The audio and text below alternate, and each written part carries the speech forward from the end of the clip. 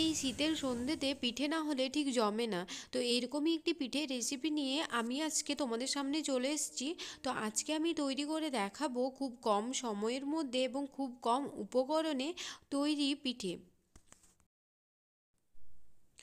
আজকে আমি বানিয়েছি সুজি দিয়ে পোয়া পিঠে। দেখুন পিঠেগুলো খুব সুন্দর হয়েছে কিন্তু।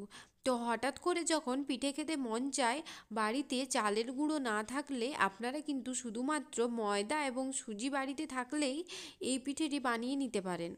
তো এখানে আমি 2 কাপ মতো ময়দা নিয়েছি। এবার আমি 2 কাপ মতো সুজি নিয়ে নেব। 2 কাপ ময়দার জন্য 2 কাপ সুজিই দিতে হবে এখানে।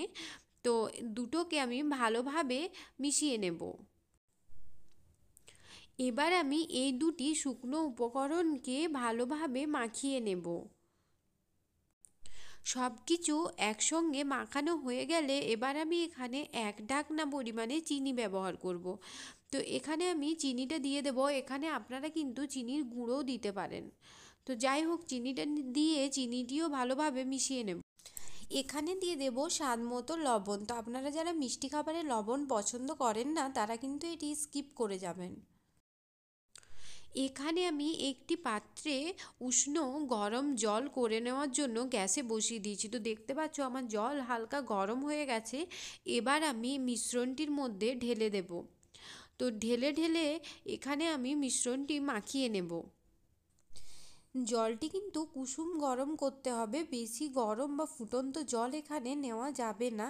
আর এখানে অল্প অল্প করে জল দিয়ে আমি ব্যাটারটি তৈরি করতে হবে। পুরোপুরি সব জল এখানে দিয়ে দিলে কিন্তু ব্যাটারটি পাতলা হয়ে যাওয়ার সম্ভাবনা থাকে, পরে কিন্তু এটি ঠিক করা যাবে না। বেশি ঘন কিংবা বেশি পাতলা ব্যাটার তৈরি করব না। এখানে একটি মিডিয়াম ব্যাটার আমি তৈরি করে নিয়েছি এবং এটিকে আধ ঘন্টার জন্য আমাকে রেস্টে রেখে দিতে হবে। তো যাই হোক, আধ ঘন্টা পর আমি আবার এসে করে এই ব্যাটারটি আরেকবার ফেটিয়ে নেব। তো দেখো এভাবে থকথকে আমার একটি ব্যাটার তৈরি হয়ে গেছে।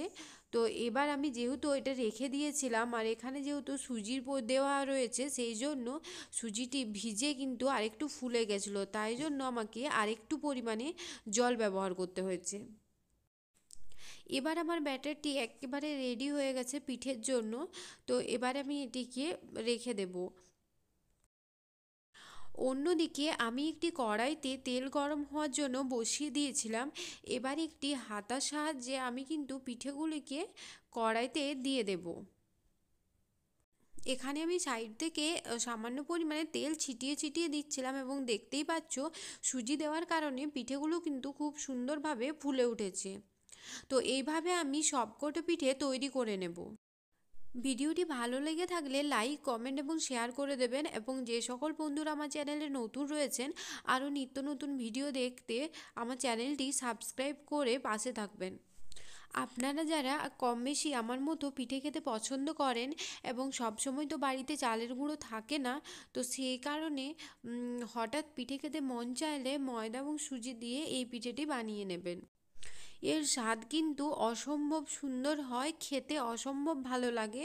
তো যাই হোক, এইভাবে আমি সবকটা পিঠে তৈরি করে নিয়েছি। পিঠেগুলো কিন্তু খুবই নরম এবং খুবই সুস্বাদু খেতে হয়।